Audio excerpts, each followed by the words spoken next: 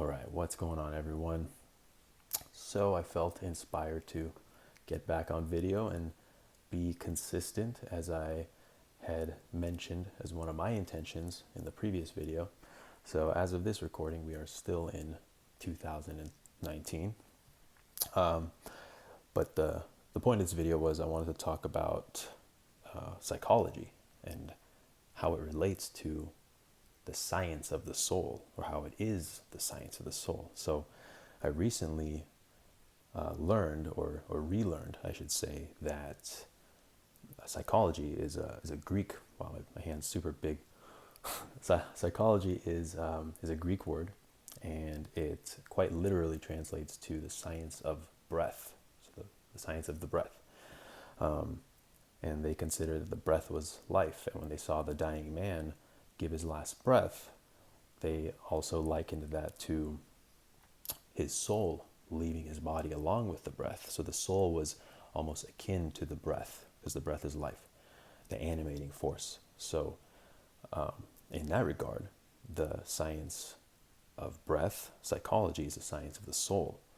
And that really resonates with me, and it really speaks to my philosophy of practice and how I approach this work. Why I'm into this work at all is because of this very reason that I found out, which I didn't know before, and that it really is the science of the soul. When you're working on your psychology, you're diving into yourself via your thoughts. That's one way of getting to know yourself, your thoughts and how you tick, and that really is to understand who you are as a being here, what you're all about, what is it that you want to do.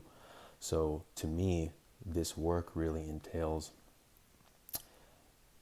helping the individual realize their power, helping the individual discover their purpose, and to empower that person through self-discovery, through the understanding of one's own inner warrior, one's own inner superhero, really. So it's just, to me, a fundamental part of life and self-improvement, self-evolution, as I like to say. So that's really how I approach it. That's how much respect I have for it, and how important it is to me. And yeah, that's really all I wanted to share. So really, the takeaway message is, it would behoove anyone who wishes to develop themselves and to be a better person, and to live an extraordinary life, because we only have one life to live until we go to the next life.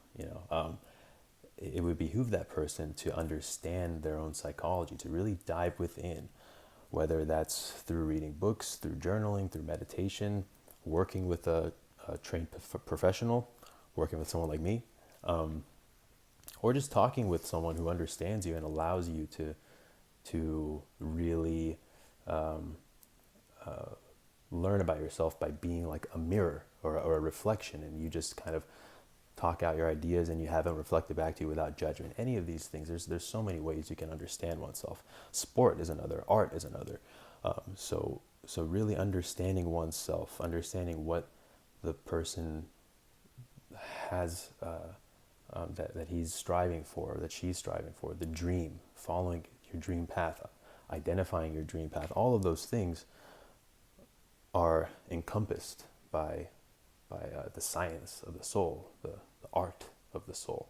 So yeah, just a little bit about how I view this, and how you should view it too, kind of the perspective. It doesn't have to be something very textbook and cerebral, because Western psychology, without getting too much into it, kind of takes it only at face value. And there's good things. I'm not going to bash Western psychology, but there isn't a whole lot of talk or delving into the deeper purpose of the person, of the human being, and their soul and their heart and what they desire. So yeah, look at it as something that you can revere, something that you respect, and yeah, approach every day with gratitude, and with the mentality of a student, and you'll never go wrong. You'll have your ups and downs, but you'll learn from them. It's not winning and losing, it's winning and learning, as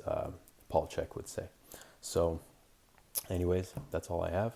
Have an awesome rest of 2019, and I will see you probably, unless I make another video before then, I will see you in 2020. Take care and peace.